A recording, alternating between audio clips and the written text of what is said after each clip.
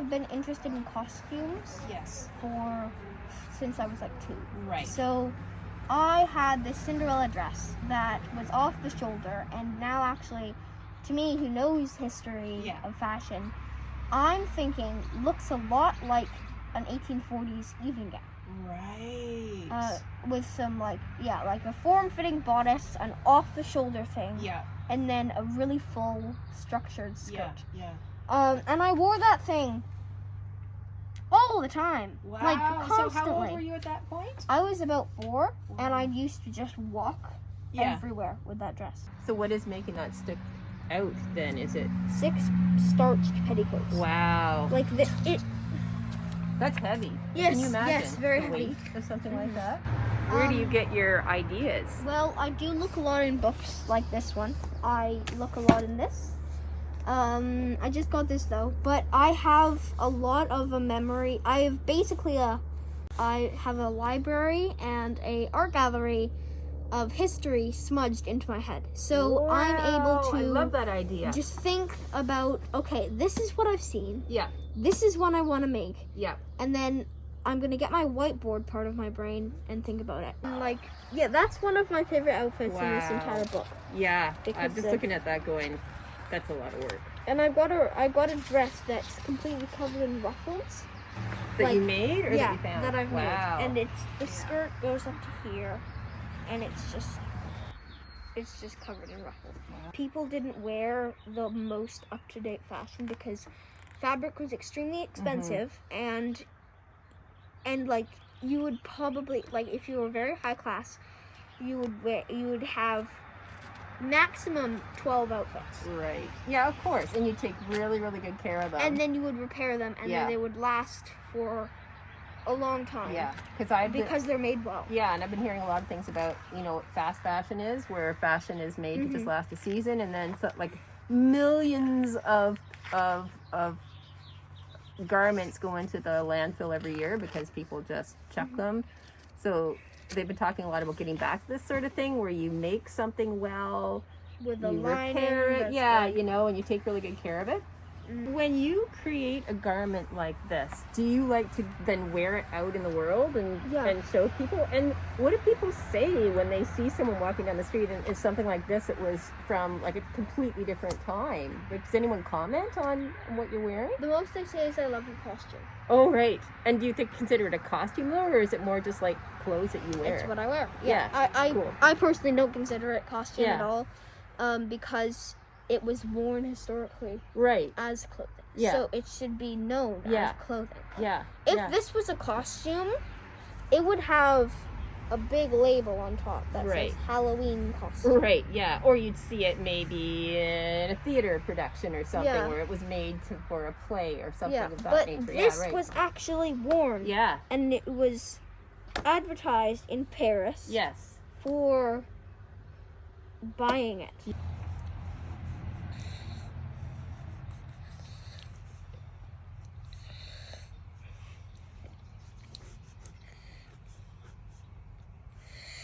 Making basically an exact copy of a dress I already have, but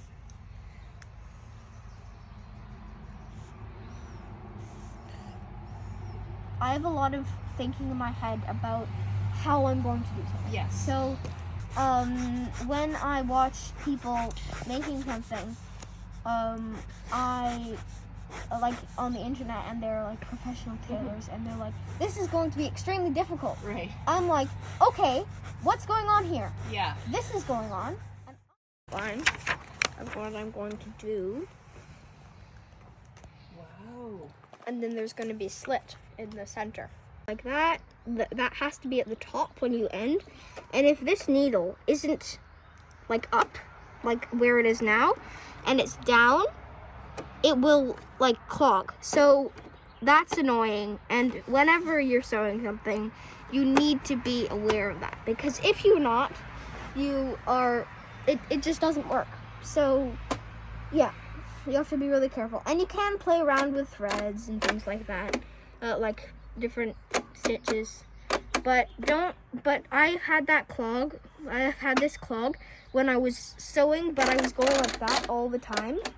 Like, You so mean just it was a little too rough. it was on just the going machine? like, yeah.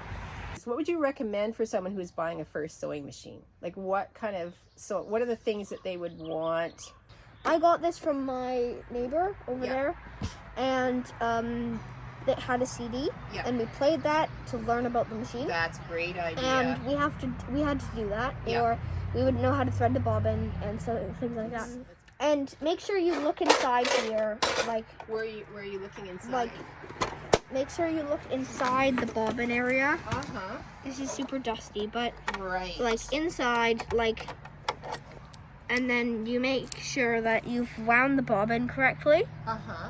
Yeah. And you need to, like, if you're winding this bobbin, you need the thread, the loose thread, to be on this side.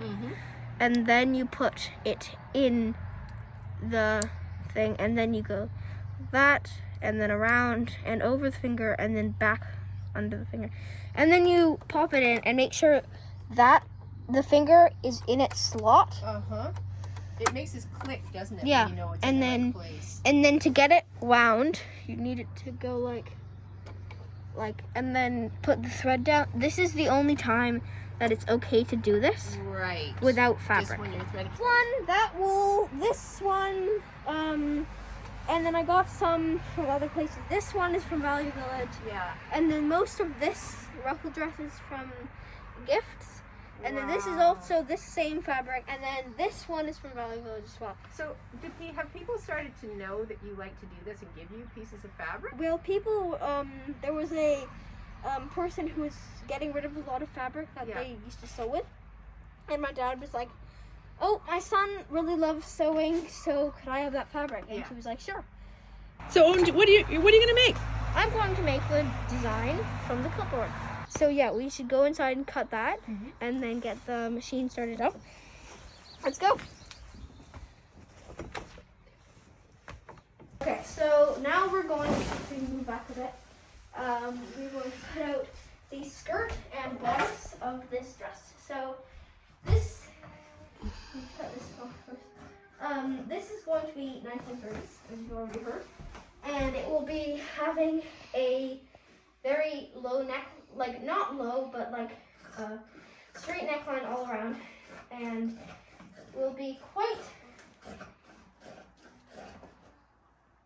nice. When I look at some of the stuff you make, and I'm thinking, whoa, that looks like it would be really hard to do, I'm thinking about all the other people who would be looking at that and thinking the same thing, and I think that when you want to start something like sewing, it's really important to perhaps try and, like, would you say it's important to not approach it with that attitude, to just go, well, I think I could probably figure out a way to do this, because you seem to just dive right in, and like you work without a pattern, right? Like you don't actually do all the drawing of like. I would say never underestimate the difficulty of something. Good point. Yeah. But don't think this is the most difficult piece in history. Yeah. I'm not gonna do this because I'm not skilled enough. Yeah. And that's that. Yeah. Right. Bye piece. Yes. You should be like, okay, how am I gonna do this? This probably is going to be a bit tricky. Yeah. But it's doable. Yes. Because I've seen people do it.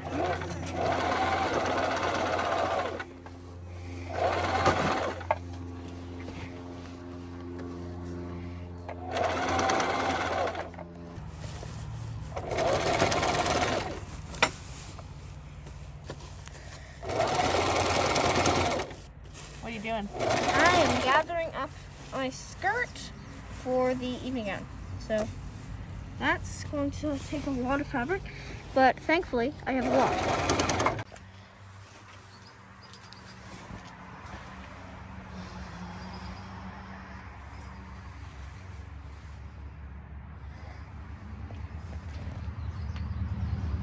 You pleased? Yeah, I am definitely. I'm gonna go and get the next bit cut out, which are the bits for the hips. So.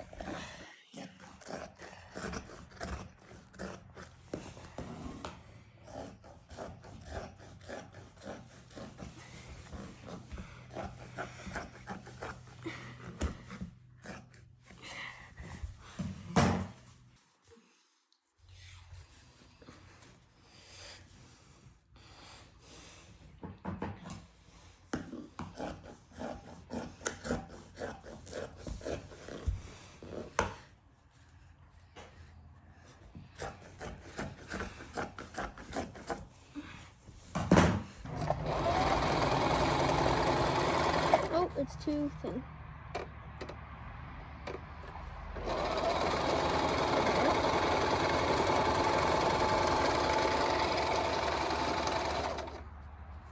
And then the skirt will come on.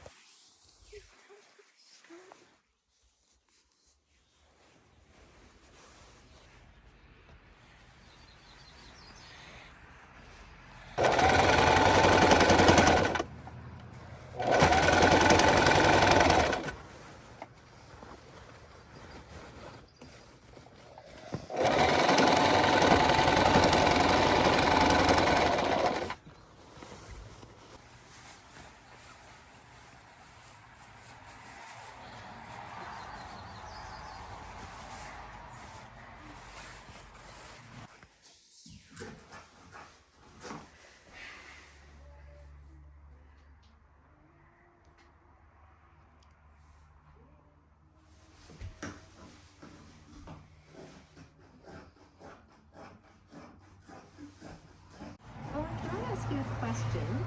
You cut those pieces out. How did you know when you sewed those together that it was going to fit you? As people say, I have a very good eye for things that are my size. Right. So I just pretty much knew, because I've seen myself a lot. This is where the mother will jump in and say that he used to cut everything too small. So it's been a learning process for you, right, Owen?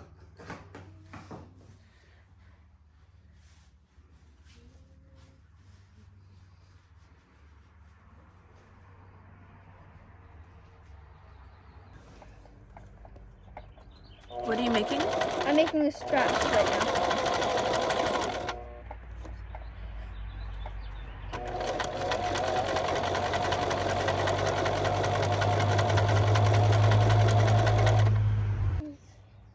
For people who might not know, what are pinking shears?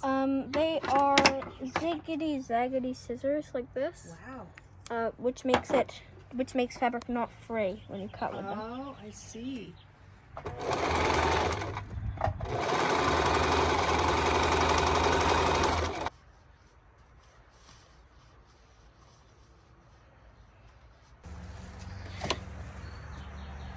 Nope. What are you doing now? I'm combining the two bodice fronts to make the entire bodice front.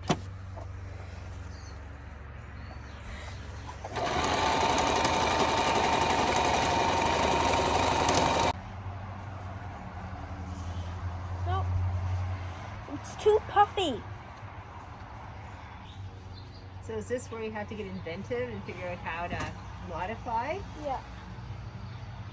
Two gathered? Is that what you're thinking? Yeah. Just less gathering then. Redo the gathering? Or what we do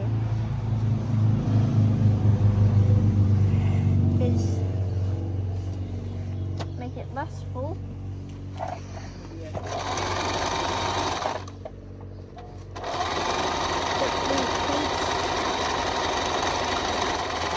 To extend down.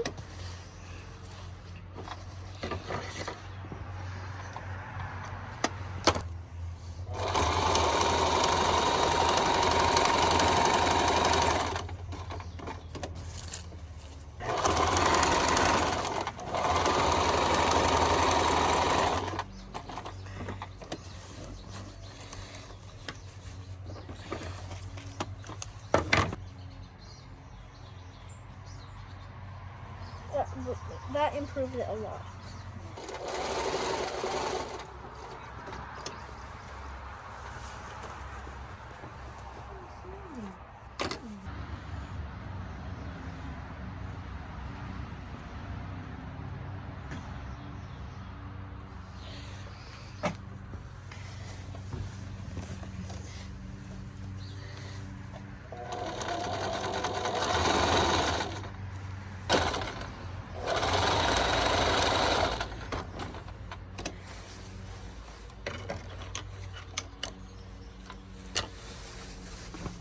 Third one.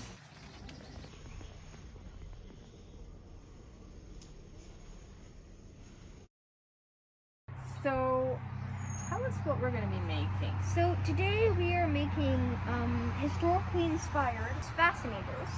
Is it going to be something that looks like the essence of summer, or what are you thinking? Well, it's going to be very floral. Okay. We're going to be using a lot of like light things, Okay. like toilet paper and tulle, Right. and lace. Okay. And so it'll be very, like, it'll have a lot of flowers and ruffles and things like that. Okay, and before we go any further, what is a fascinator? A fascinator is a small headpiece that you wear in a strange or interesting way, like on the side of your head or like in the back here. There's no initial function of a fascinator except to look good. In England, people will go to something like a horse race, very upper class, and they will wear these little things that look like funny sideways confections on their head. Yeah. And those are fascinators, Those right? are fascinators. I'm pretty sure where it first originated was the 18th century when people wore flowers and things in their wigs. And then in the 1870s and the entire 19th century pretty much, they were wearing small bonnets in the back of their head. Right. So then it got crazy in the Edwardian period when it became huge, like it became a hat Right. instead of a fascinator. Right. Like these huge broad-brimmed hats, like Whoa. that far. And yeah, they were very decorated. Okay, well, so tell me some of the things. Yeah, you said tulle, which I guess is this Yeah. stuff, Mhm. which is this beautiful kind of net-like And we also got fabric. some lace here. some lace, which is always nice. And what is this here? This is some trim that I got from somebody. Okay. And then there's more trim under there. Okay, and this is, I guess we all know what this is, right? Toilet paper. A little bit of toilet paper. So for everybody at home who is thinking about making this with us, And if you also hoarded toilet paper Yeah. at the beginning of COVID, you'll have lots of right. this. Okay, so you could be using fabric, you could be using Toilet paper, toilet you or could other be kinds of using- paper, do you think? Yeah, okay, probably. Okay. Yeah. All right. And what else do you have here then We've got as well? some tape, we've got Tape. scissors, we've got painter's tape, So we've this is got like trim. electrical tape, it looks This like. is like duct tape. Duct tape, okay, Yeah. and this is painter's tape, And which then is kind of Scotch semi-sticky tape, Scotch And tape. then some scissors, What's- and then some decorative tape. Okay, decorative tape. Silver So, tape. and And- that, yeah, and you can be experimental too. Yeah. There might be other stuff around your house you might think would potentially be interesting. And then we've Whoa! got some papers. Wow, that's nice. And then we've got cardboard. cardboard. Okay, and we've looks got like you've some got some extra bags paper. here. Just any old bags. So this probably anybody could find this stuff. Yeah. Like some collection of interesting stuff around their house. Okay. Yeah, okay. All right. So how do we start with our fascinator? First, we need to make the base. So what we're going to do is we are going to cut this into a square and then Okay. cut a sort of that, like an oval shape. Right. Okay. And he's like Um, just roughly like how big the oval, kind of like that. Yeah, Okay. so or a about that bit bigger. All right. As or a big bit as you bigger. can. Okay. There you go. Look at that. We are going to use a pen. Okay. I've got a And- pencil or a pen. Yeah, and then we're going to stick it through. Be careful though. So you're poking holes through. Where are you poking your hole through? Wherever you want Oh, really. okay. All right. So you But- again, if yeah. it's too hard for you to do yourself, you your can get a mom or a dad or someone helpful who has nice strong hands. I poked my hole a little bit on one side, and then I poked it on the other, and that helped to make a hole. So I've got one hole. Do I make more than one hole? Yes, you do at least 3. At least 3. Okay, so I'm going to do this again where I'm poking one side and then I'm going back and I'm poking the other side a little bit. And that gives me a nice round hole I can see through. And I'll do a third one here. Oh, it's getting easier as I'm getting more used to doing it. Okay, so. Okay, so Okay, so we got our 3 little holes. Cool. yes. All right. So now what we're going to do Mm-hmm. is we're going to take any sort of ribbon or length of fabric. Oh, this is nice. This is like a red, soft, velvety Yeah, thing. or any Okay. sort of strip. Okay. anything really. About this wide? Yeah. Or can it be any? It can be any thickness though. Okay. Just make sure it can fit through the hole. Right, so you might have to fold it up a little Yeah. bit to get it to stick through. But- And sometimes that's like you can use your pencil to kind of push it And through, yeah, right? you take it like that, and then push it like that. Cool. All right. And then, so it goes through one hole, and then what happens? And then you push it through the next one. Oh, kind of like you're sewing, so it goes down the other side? Okay. And then what you could do is you could leave it like this and then tie a bow with it, which is what I'm going to do. Okay, so we're going to follow what you're doing because that looks cool. April's going to use toilet paper. Oh, lucky me, I get the toilet paper. Okay. So when you say adding it on, where am I going to put it? So you're going to put it on the top. Okay. Which is going to be that. And then you're going to just bunch it down. Okay.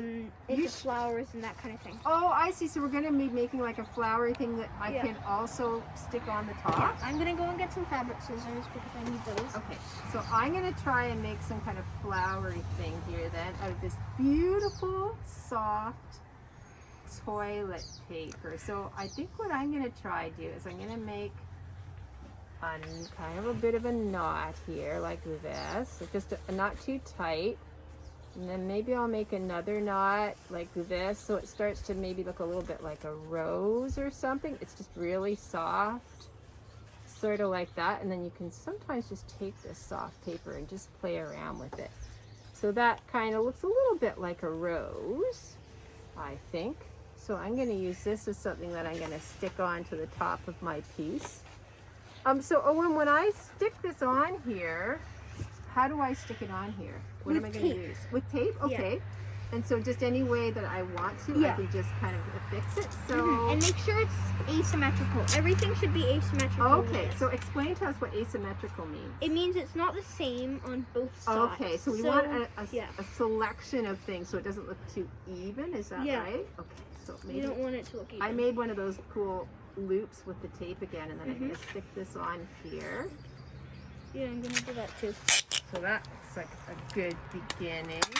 So we can make something that hangs down off the side of this if we want it. I'm going to try. And people can just like, they can just really use their imagination, right? And just try all kinds of different things. It doesn't matter what you use. All right. And does it matter if, like, if I have green tape, does it matter if the green tape's showing?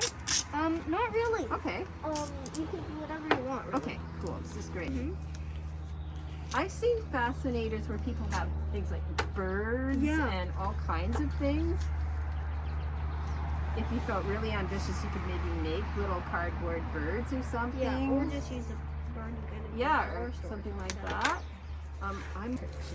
I'm covering mine with green tape, so you can't really see the Oh, that's a really good idea. So I suppose if you had lots of time, could you color this first? Like make it a color? Like you could paint it and let it dry or something like that first? Yeah. You could make it like whatever colors you wanted. I'm going to make a bit of a cone. So that's going to go like that. And then we're going to stick it on the fascinator. Oh, wow. And then that can make some sort of shape like that. And are you just going to use tape to sort of make it stick on at the bottom? Okay, so people can play around to figure out the best way to stick the things on. And if it doesn't work, you just try something else. That sounds like a really good idea. Wow. That's a bit... That was fantastic. It's got so much going on. And also, we've got a little wind here. You can see how the wind is kind of moving the tool around. That's nice. And then you can cover up the back. Yeah. Do you mean the side that's closest to your head? Yeah. That up with something? Right. So is the idea to totally cover the cardboard so you don't even see it anymore? Yes. What I'm doing here is I'm taking the ribbon and then I'm sticking it through all of the layers of tulle. I see. Good idea. And you're just using your hand to kind of rip up things and bring that through. And then that's going to secure this, which I will cut with my sewing scissors. I see. And that's what helps to keep it all on your fascinator. Yeah. And this is a lot of tulle. Yeah. You can find all kinds of really interesting little bits and pieces at dollar stores that you could potentially wind into things like this too. But even like if you went for a walk on the beach, maybe you could find little shells that had holes in them you could stick through. Or do we use glitter in our house? No, How come? because of it polluting the environment and our watersheds That's right. and everything like that. So glitter is not very good, Mm-hmm. and it actually doesn't look very good, Yes. personally, in my opinion. So you should Oh, use things like this. or Yeah. natural materials. that looks amazing. And you can mold the paper. Oh, absolutely. So I think this would be a really good time to show people how to keep it on your head, because Yeah. that's what everyone's going to want to know, because it's not like a hat where you actually have something that would fit it on your head. So what you could do Mm-hmm. is you could take some sort of ribbon. Yeah. Like this. Yeah. And then stick it over the hat, Uh-huh. and then tie it around here, and then undo your hair, Yes, great idea. and then you could loop it back up. Thank you so much for showing You're welcome. everybody how to make this. It's spectacular. I hope everybody takes some time to make something as fantastic as what you made. Like a piece of cardboard on your head isn't fascinating, Yeah. really, unless it's supposed to be decorated with cardboard. So yeah.